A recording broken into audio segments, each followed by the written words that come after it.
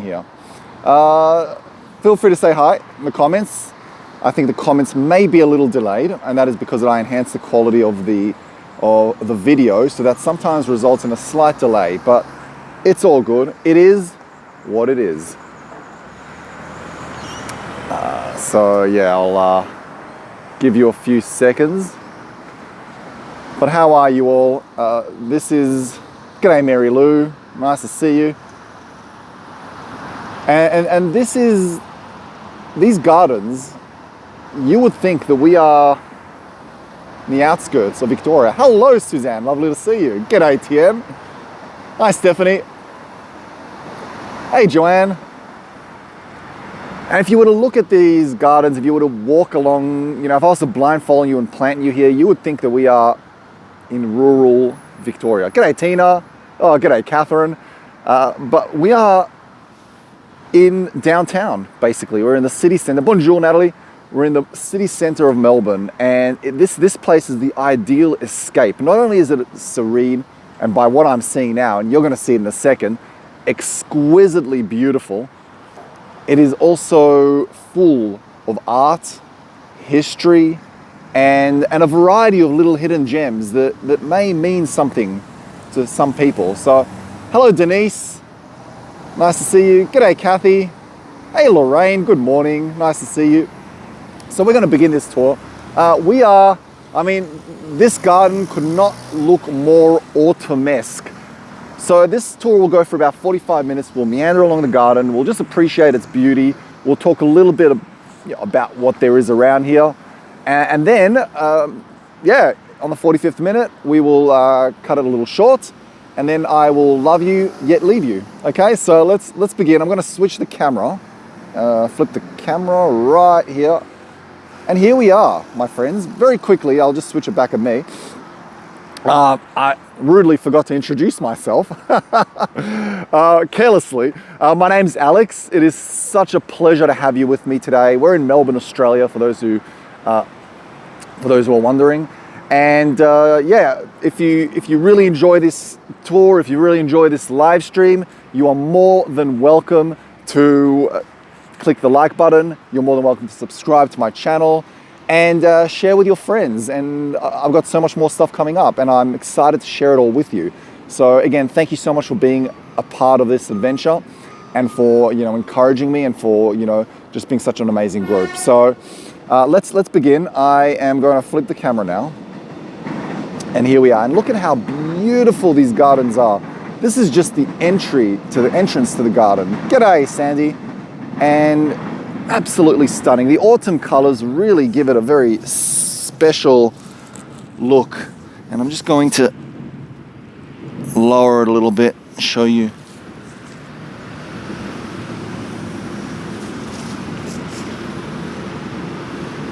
How beautiful. The leaves, the trees, the grass. Oh yes, that's true, TM. You can also shout me a coffee if you enjoy this as well. Yes, you can shout me a coffee. The link is pinned to the top of the chat, and you can also donate to me via PayPal if that's easier for you as well. And here we've got another tree that looks like it has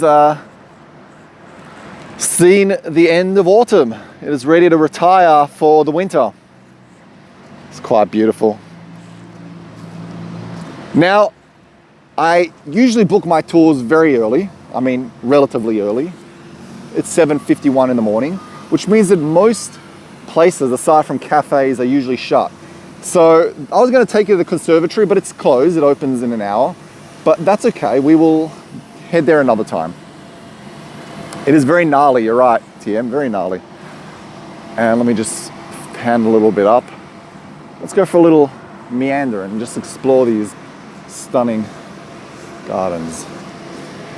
And as we venture further into the park, you'll notice that the cars start disappearing and the birds take over. And then you start hearing a lot of chirping.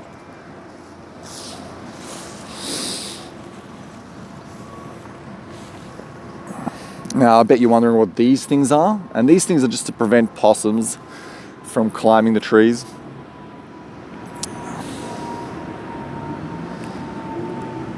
Just stunning.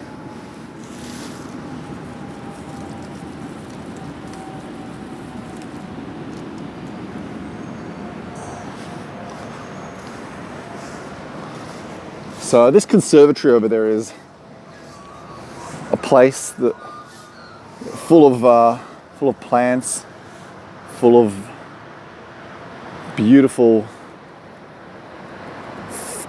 floral exhibitions, and the theme changes on every season. So now we've got a very autumn-esque theme in the conservatory, but today, unfortunately, we'll not be stepping in, which is not a big deal because we'll do that another time. It actually gives us an excuse to revisit those stunning gardens. But if you head to my channel, I actually have a video which I give you a little taste of what it looks like inside. It's only I think it's a 3.5 minute video.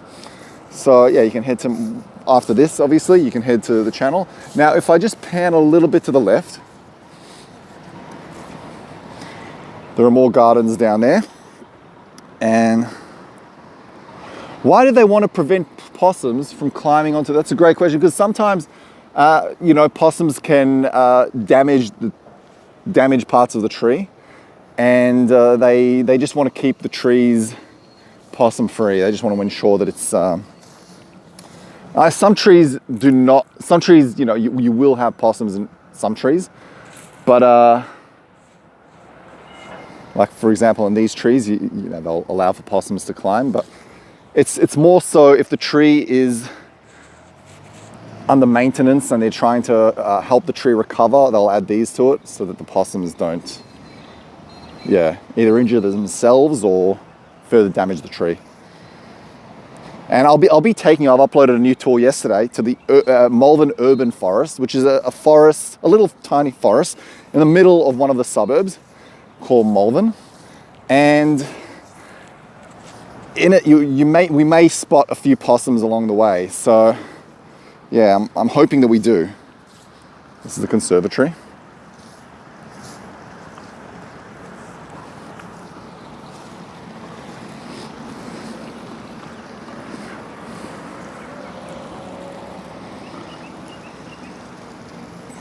Let's get a little bit closer to this.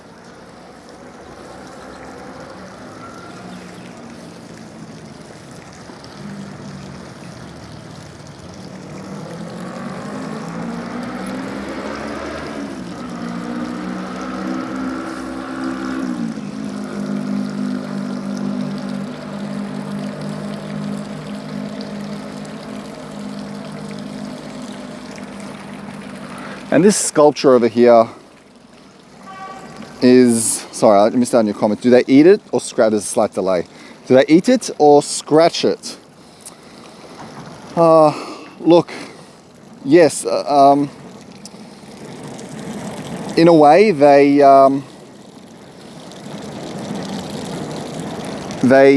do. They will eat. They'll eat whatever's in the tree. But yeah, they can also damage the branches and whatnot. And it's just also for their protection. The branches are volatile and fragile. And you don't want possums, it does happen from time to time. Possums will fall to the ground and they can die. And yeah, so this is called Diana and the Hounds, which was erected in 1940. It's quite beautiful.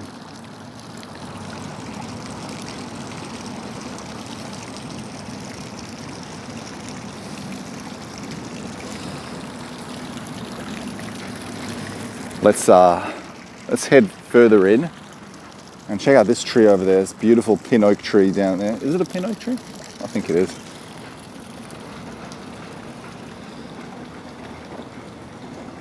Gorgeous. And I'm just going to, or not. Oh, let's go down a little bit. Check out these beautiful little flowers.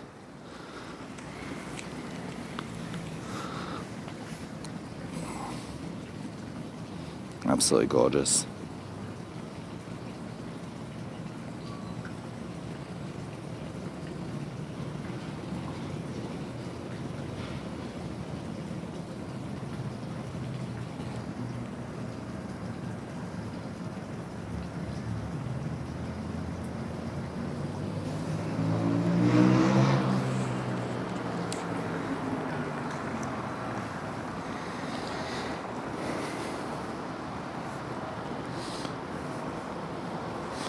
Let's turn a little bit to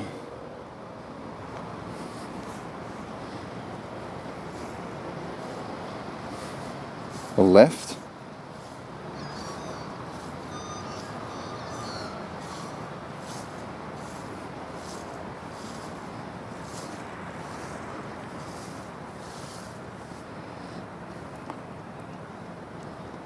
And can you see something over there?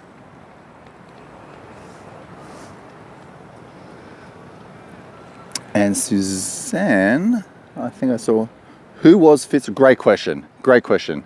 So again, we're in the Fitzroy Gardens. Now there are a lot of places around Melbourne that are named Fitzroy. There's a suburb called Fitzroy. There's a very famous street in Melbourne called Fitzroy.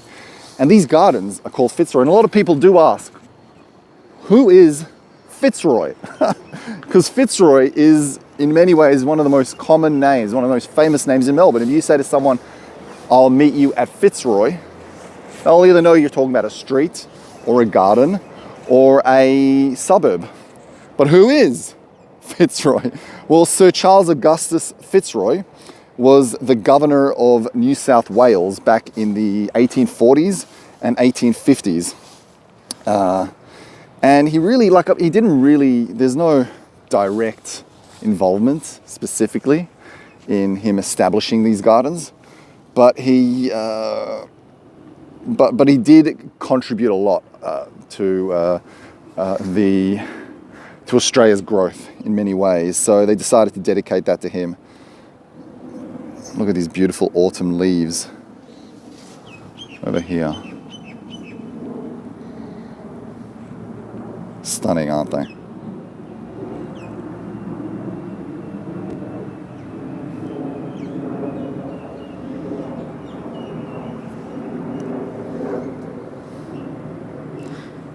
So Natalie's asking, how big is this garden?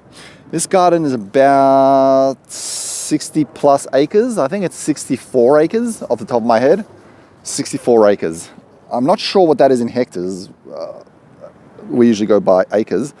I think it's about 25 hectares off the top of my head, 25 hectares. How beautiful is this shot? So behind, over there in the background, is Cook's Cottage.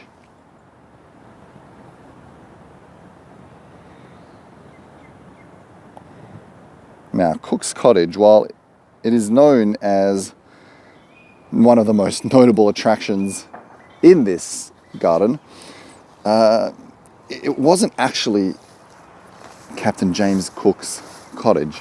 It belonged to his family, to his parents. And this place was originally built in Whitby, Yorkshire. And they eventually relocated it. It was purchased by a gentleman by the name of Sir Russell Grimwade. He was a philanthropist, and he wanted to celebrate Melbourne's 100 years. So he purchased this. The lady who sold it to him she basically only wanted to sell it because she didn't want some rich American businessman to buy this cottage and then have it in America, and then there's no specific or special meaning to it. So she wanted to only sell it to someone, or to the British Empire, and then Sir Grimwade eventually persuaded her to sell it to Australia. He was like, oh, well, Australia's part of the empire, which is kind of true. So she was like, okay, we can sell it to Australia. So then he bought it from her. He bought it from her for about, I forgot the exact amount, it was about 70, 80 pounds.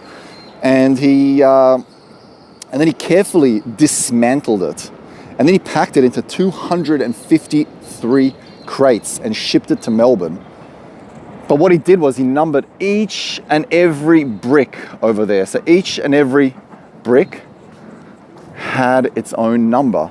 So they knew exactly how to reassemble it when they brought it to Melbourne. Originally, they had it brought to the library, the State Library of Victoria. It was outside the State Library, but then it was too public, it was too exposed, and a lot of people were vandalizing it. So then they relocated it to the Fitzroy Gardens. This cottage has been subject to a lot of controversy. And what's the question? Cook? Yes, Captain James Cook, Fatima, the discoverer. Captain James Cook, the discoverer. So this cottage, you know, I mean, for those who don't know, Captain James Cook was the first, the first Europeans to discover Australia were the Dutch, right? But the first European to actually discover Australia was Captain James Cook in 1770. And, you know, upon arriving, he took notes and in many ways tried to dissuade people from visiting Australia.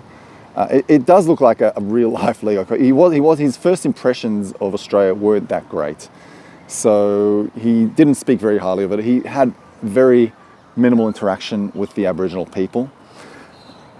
But then 8 years later, upon following his discovery, and following the American War of Independence, the British needed a new place to send their convicts to, because originally they were sending their convicts to the US. So they started sending them to Australia. And they thought, they were like, okay, well, we have to send them somewhere. So they sent them to Australia. And by 1788, on the 26th of January, the first fleet arrived in Australia.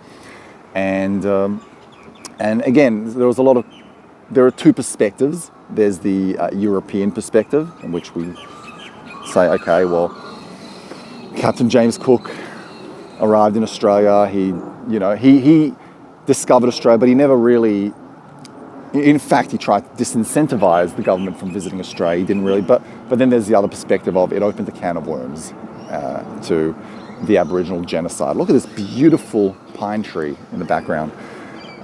And then there's the Aboriginal perspective again, that, you know, it was the catalyst to the Aboriginal, the destruction of the Aboriginal people. And when I actually went to visit it the other day, because I wanted to take I filmed inside, so if you head to that video that I put up, they gave me one of these books, and it's called the Black Cook Book. So New Cultural Perspectives on Cook's Cottage. And this book outlines the Aboriginal perspective of how European settlement and colonization impacted the Aboriginal people. So there are two perspectives, and that's how it is. Without getting too specific and too political, because that's not how I do things. I just want to present it to you. But the vines are beautiful, TM, absolutely. Absolutely stunning.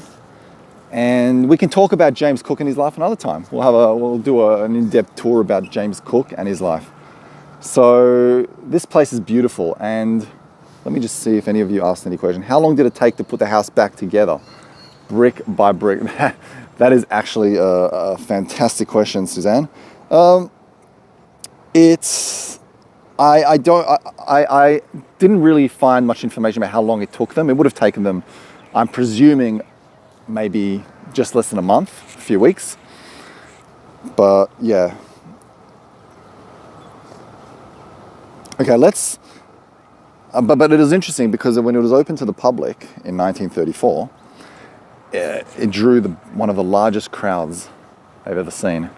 Now I'm going to take you to another little spot. That's interesting, because about a week and a half ago, I was in these gardens, and I don't know if you actually watched my video, you would have seen this tree. There would have been a beautiful, lush, yellow, defined, colorful tree. And in the video, I was like, wow, that is a beautiful tree. And now winter has taken its toll onto this tree, and those beautiful leaves are now on the bottom, unfortunately. But let's head into the garden over there. And this garden over there is a secret Japanese garden, secret Japanese oasis. Let's check it out.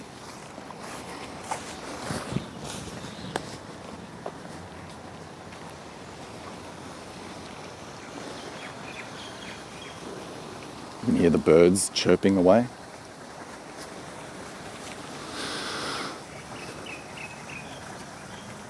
not sure if the picture is...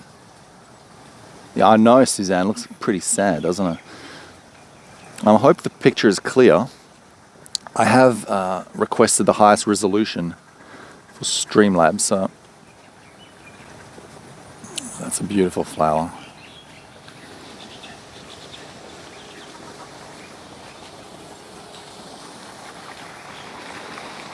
Oh, perfect place for meditation, TM. Absolutely.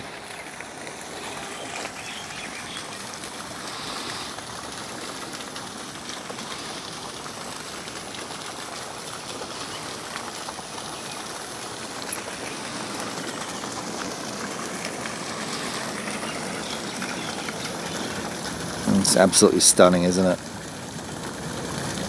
You know what really, to me, is stunning and in many ways mesmerizing? The ripples of the water. It's just so beautiful, and I hope you can see this as clear as I can, because this is just the sight of these ripples is enough to make you feel more tranquil. And then we have our little buddy. Quickly, little buddy over there. Hey, cutie. Oh, see you later. Little tiny magpie. Let's head a little bit further. And then we have these little babies over there. Hey, kids. Hey there, little babies. Don't worry. I'm vegan. It's all good. Very cute. Hello. Oh, maybe they know I'm vegan. Hey, cuties.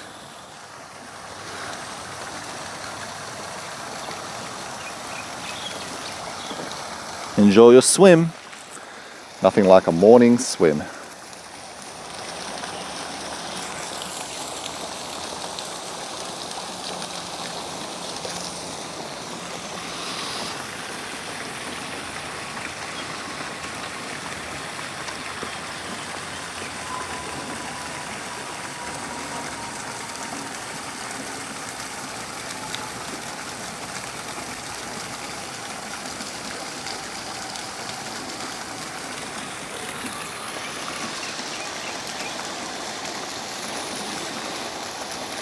Let's keep walking along. That's right, Fatima, that's exactly right.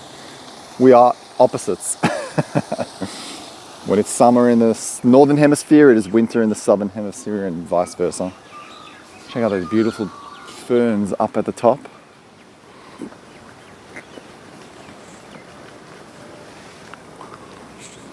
Stunning, isn't it? Something mesmerizing about fern trees. I can't really put my finger on it. I could just lie underneath a fern tree and just immerse myself in their alluring beauty. Let's keep walking along.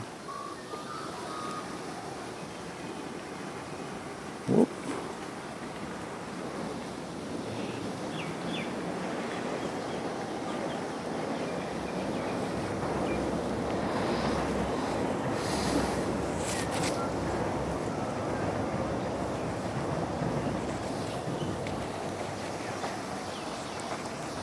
And now we have this little bridge.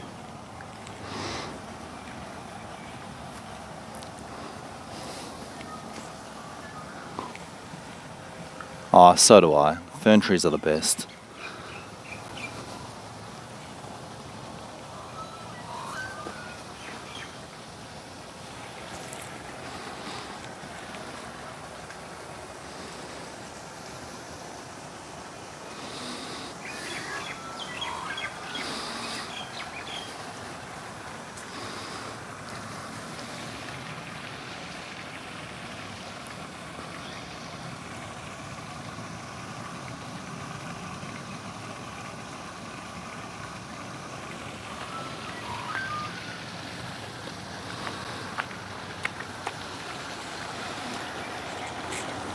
That's Pan.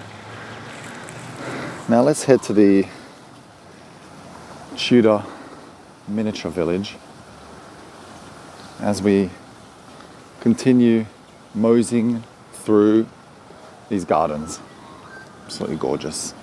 And if there's anything you like, and if there's anything you want me to stop and focus our attention on, just let me know. That's one of the prime benefits of being with me live, is that, you know, we work as a team now. Look at this beauty. I mean, the leaves being everywhere just adds and enhances so much beauty. 100% Suzanne. And the name could not be more fitting, hey? The name of this tour. It is so tranquil, you would not even know. Okay. Now, what I'm going to do is, my friends, I'm going to not speak for a minute. It's going to be very hard for me, but I want you to listen to the bird songs. Okay, that's it. No making me laugh, please.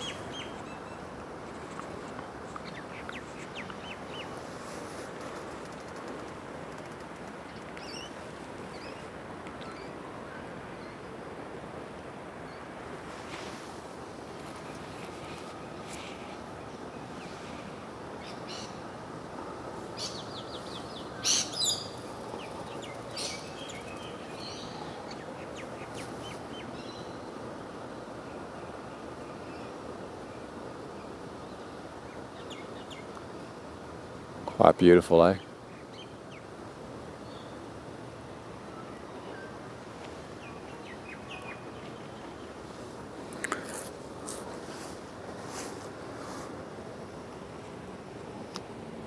Let's head to the miniature village. But not before we have a peek through this beautiful little patch of flora. Let's do this.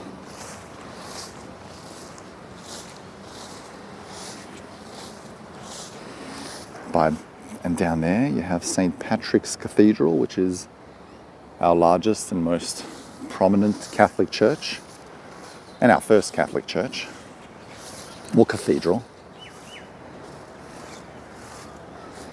There is a difference between a church and a cathedral. How beautiful is this?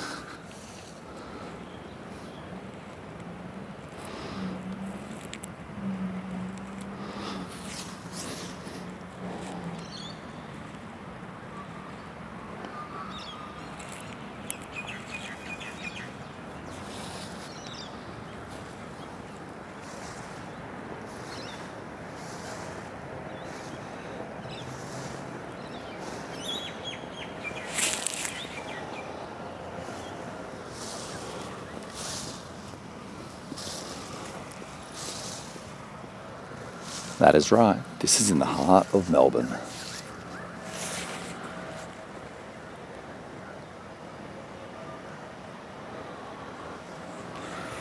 Let's keep walking along.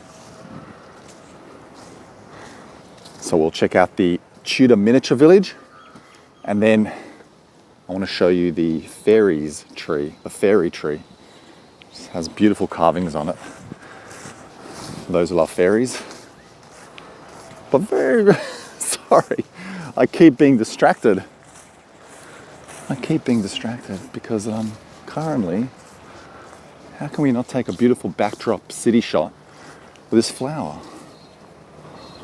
I mean, it would be a crime not to.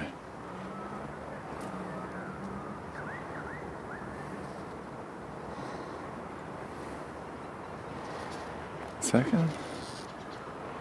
There we go. How beautiful is this?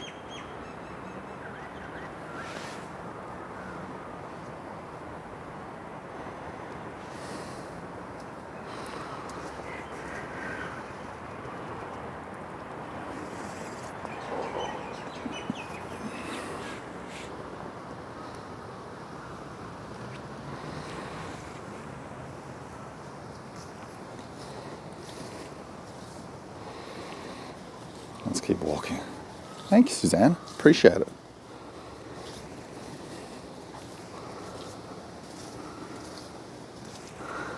And just because I know you like the lamps, I've got another beautiful shot for you. The lamp in the background.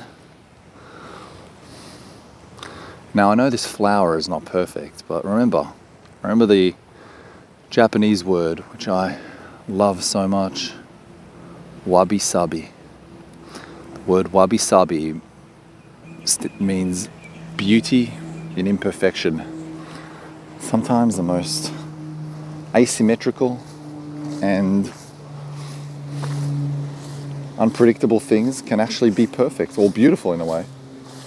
Sometimes imperfection can, in a way, be perfection. So that's one of my favorite words. One of my favorite words. For quite a long time, I had it on my laptop's wallpaper. Okay, I'm just going to show you a little bit. We're about to step into the next section. Look at those big shiny leaves.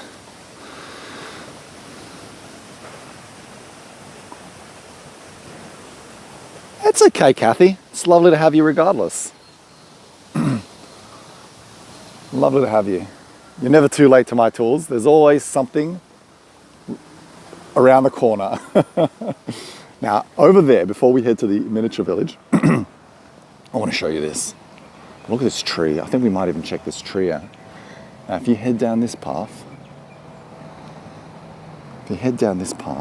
again, look at the beauty with the lamps. You will head to the city of Melbourne. Now, I like this shot with the guy walking. It's lovely. Interesting fact. Down there, if you were to head to the next street down this path, this is where we took off with a hot air balloon when we went on a hot air balloon flight over Melbourne. Actually, not on the hot air balloon. This is where we met up. Sorry, took off. Yeah, that's what I meant by took off.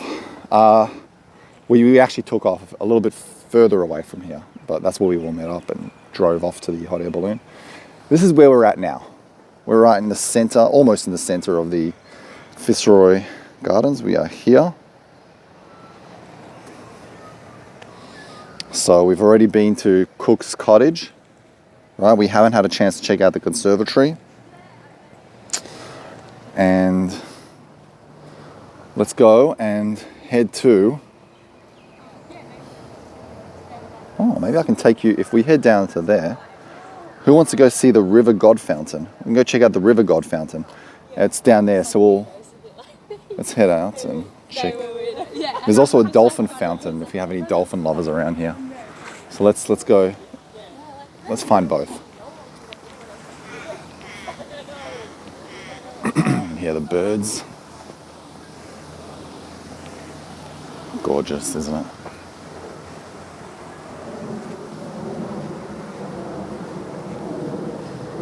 And look at this stunning scenery. Check this out. Wow, the leaves all over the place. How beautiful is that? This is wallpaper-esque right there. Oh man.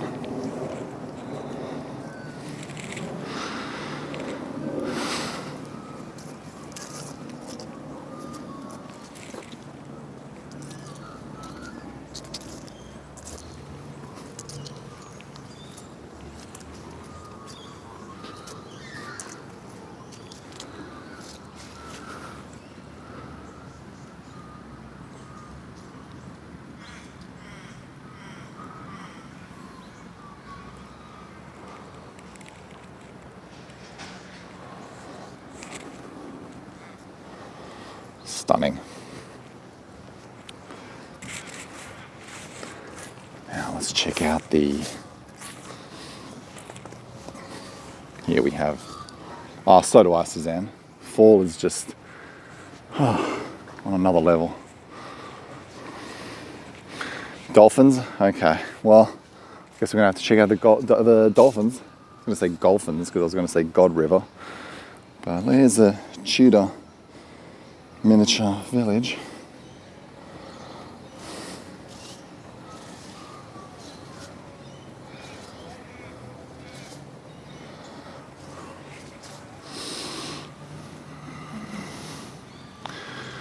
These tiny little cottages.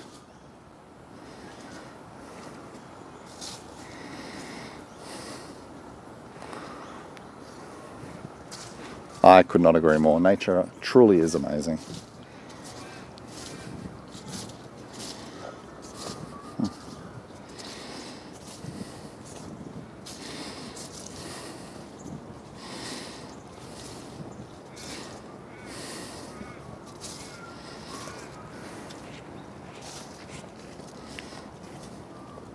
And here we have a little sign. Now I can't really zoom in on the sign. I don't have this facility on this app, but it says, I'll read it out to you in very old English font.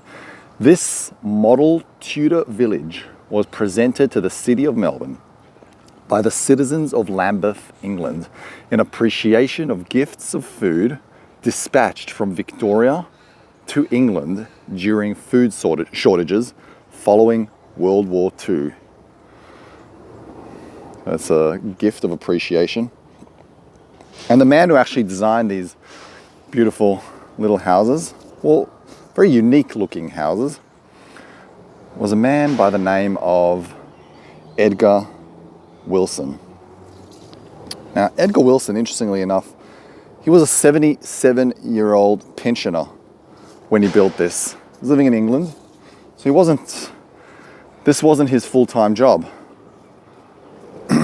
Now, unfortunately, I can't walk through. He built it in the late 1940s, and it's meant to represent a typical Kentish village. So Leonie from Kent, she can give us a little bit of insight as to how accurate these are. And as you can tell, there are private residences. Yeah, I don't think it would have lasted long if it was made out of gingerbreads. So as you can tell, it's residential, and there are churches and schools. There's also William Shakespeare's house, which we'll walk past, and his wife, Anne Hathaway. They live in this little imaginary village.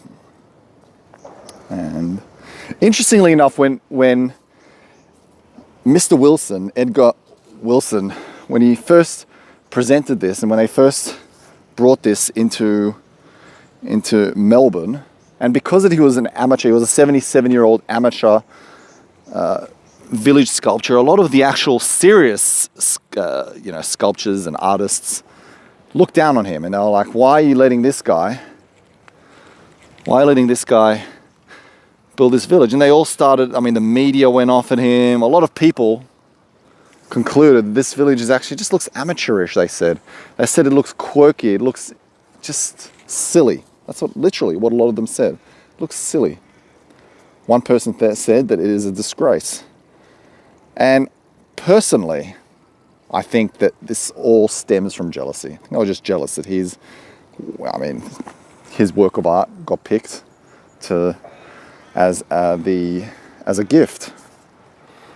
And this is Anne Hathaway's cottage down there. It's a beautiful little village. Here we have, and over there.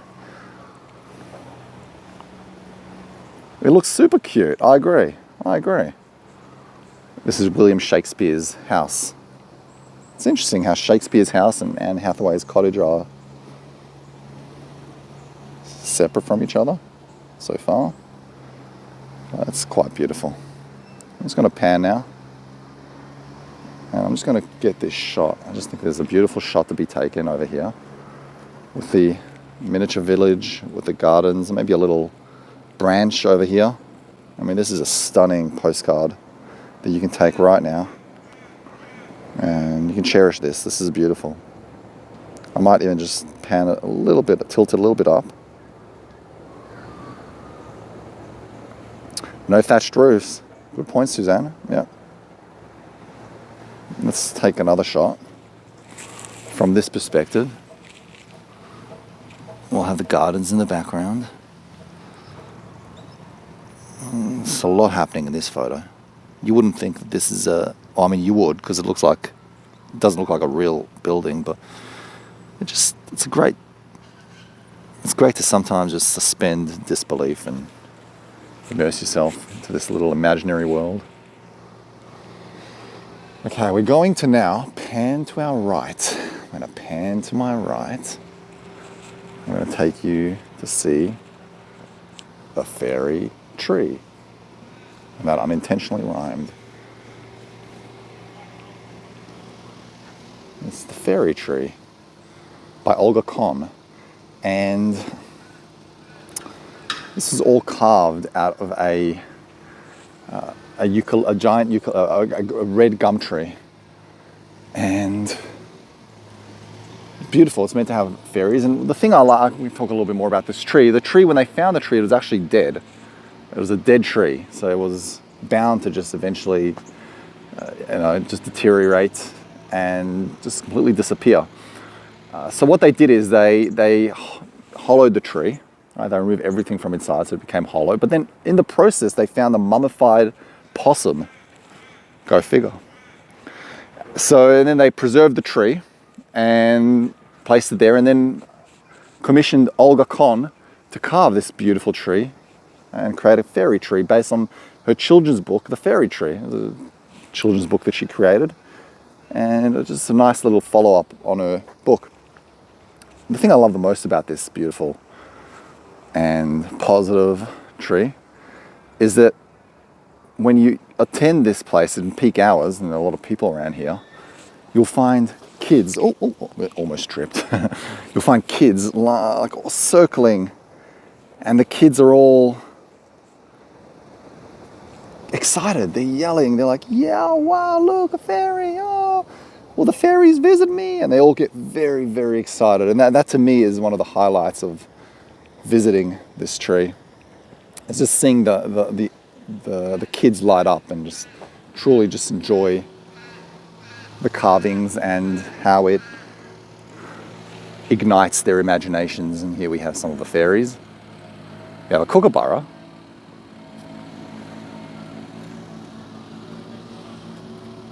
And here we have her name carved on it, Olga Kohn.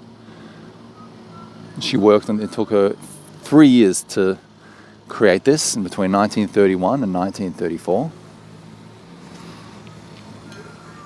We have an emu, a pelican on the bottom right. We have some of the little fairies over there doing their own thing. Of course, you have a kangaroo. And you have a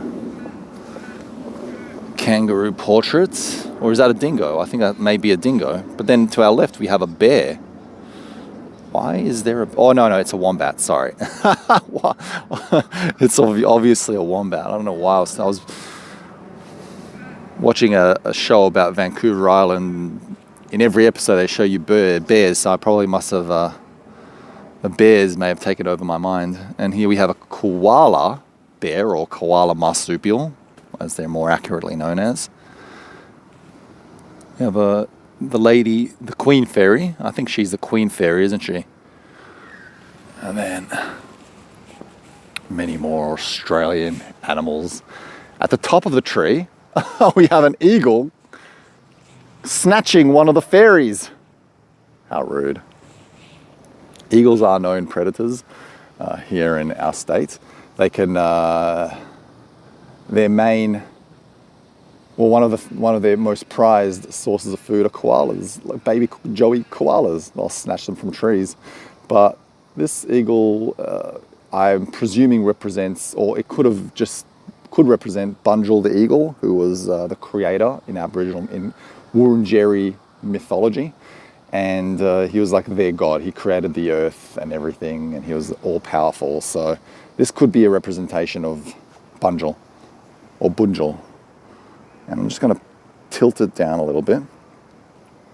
And there's a little plaque over here, so you can take a screenshot of this plaque, and I'll read it out to you.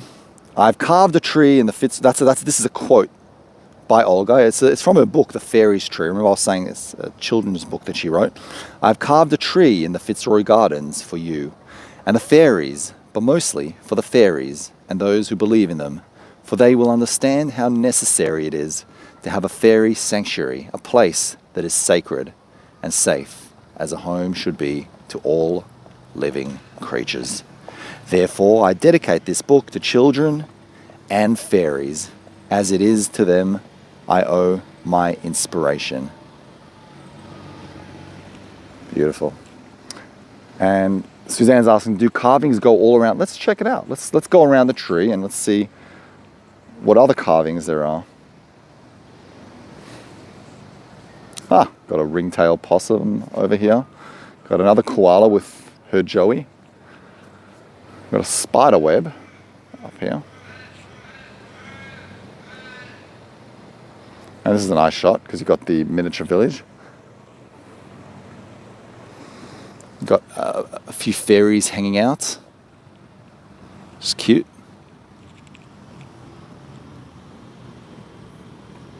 It's pretty. And let's see what's behind the tree. Oops, there we go. And there's nothing behind the tree. So there's only the front of the tree. Now we're going to pan to the left a little bit. We're going to finish off at the dolphin sculpture.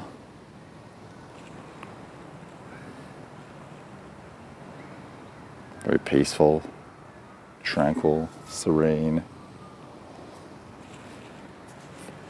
And I know what you're thinking, because I bet you're thinking exactly what I'm thinking. Where did time go? Just poof, disappeared. Time just flew. What a shame. I wish we could go for longer, but I have to take my cat to the vet for a checkup. So unfortunately, we may have to do this again, honestly. There's so much more to explore. Now this place over here, I bet you're asking what it is. Have any of you heard of WeWork? This is like a WeWork for creative people, for painters, for sculptors. So this is a place that if you are an artist and you want to channel your artistic talents on a more regular basis and just carve or paint regularly in a very safe and creative environment, then you can hire this place out and you have your own little dedicated space and you can work on your art. So I like that, and honestly I love how it's here, of all places, a place that is surrounded by art and tranquility, which, you know, when you are soaked in tranquility. Hey, my cat's okay, just a little routine checkup.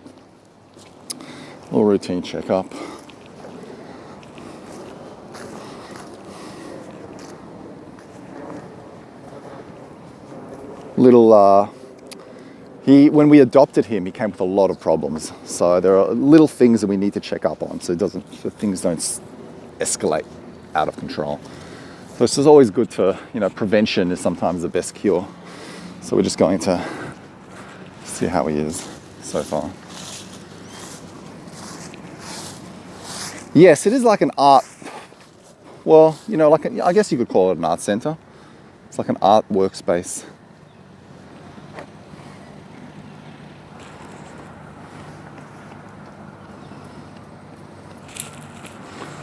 Okay.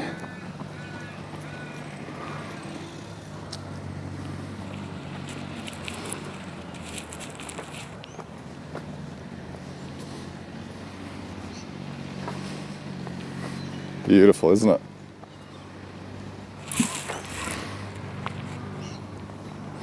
And this is another exit, in which you have the these beautiful sculptures, but I'm just going to head down there and we'll finish off down there. Thanks, Leslie. Thanks, Chris. All right, let's head down to there. We'll finish it off. It's quite beautiful. Quite beautiful. I mean, autumn must be. Oh, autumn is a delight. So yes, I know. This is the slightly more polite lawnmower man. It's like, you know what? This guy's had a lot. He's had enough. I'm just going to give him a bit of a. I'm trying to be as quiet as possible. It's very, very nice of him.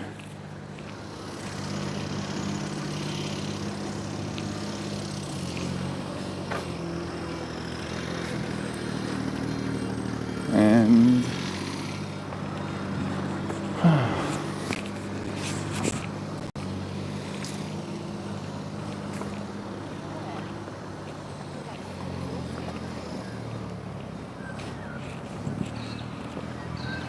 we'll do I'll stop it here because I won't have time to. We will have to do a sequel, my friends. We will have to do a sequel. So I'll just give you a little 360 of where we are at. And over there you have a beautiful playground for kids. It's got animals on it.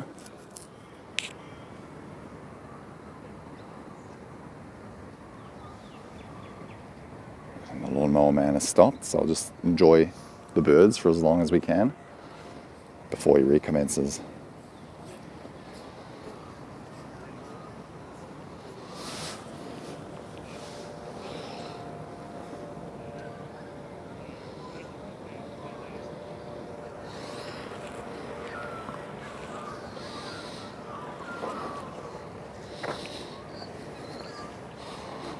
And let me just switch it back to myself.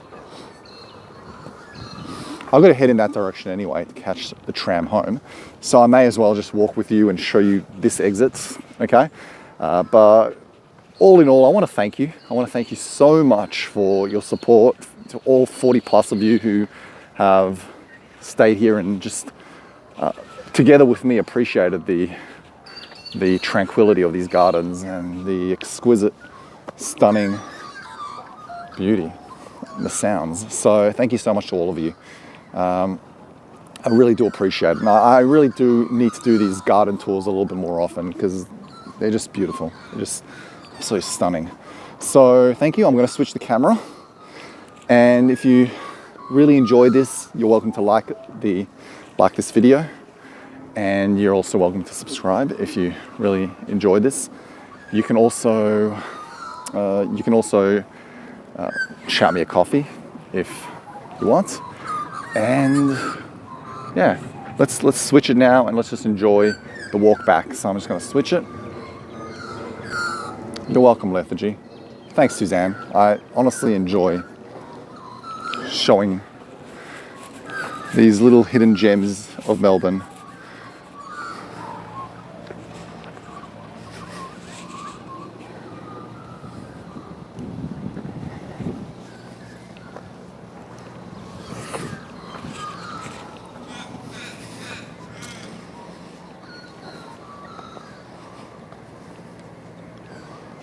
We may as well just walk together. If I'm heading in that direction, may as well walk with you.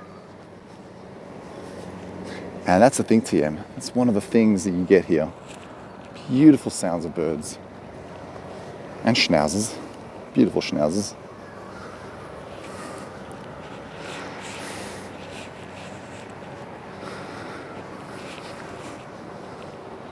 I love schnauzers.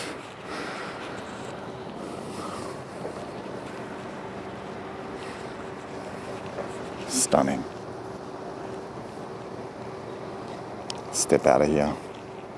And then this Friday, very quickly, I'm going to be taking you to the Werribee Gorge, which is considered one of the most beautiful hikes outside of Melbourne.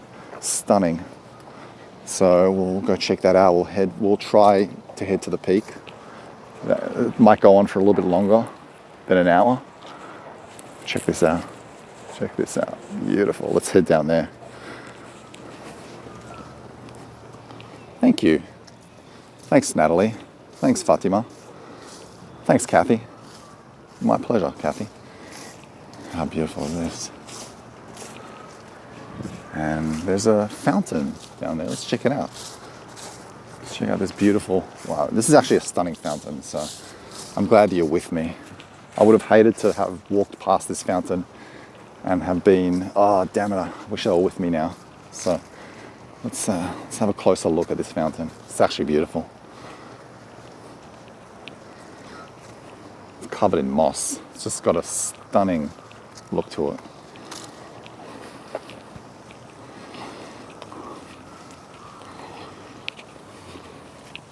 You're welcome, Laura. Thank you for attending. I honestly appreciate all of you for being here and for just bringing your good energy, which, you know, makes me happy to show you.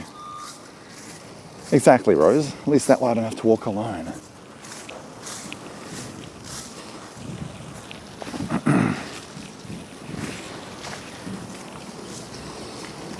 How stunning is this fountain?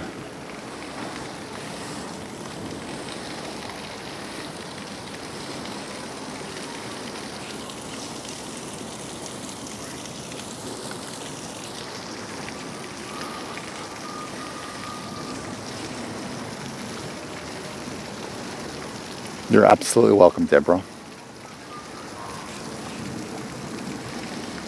Unfortunately, I don't have a zoom in button. This is just absolutely stunning.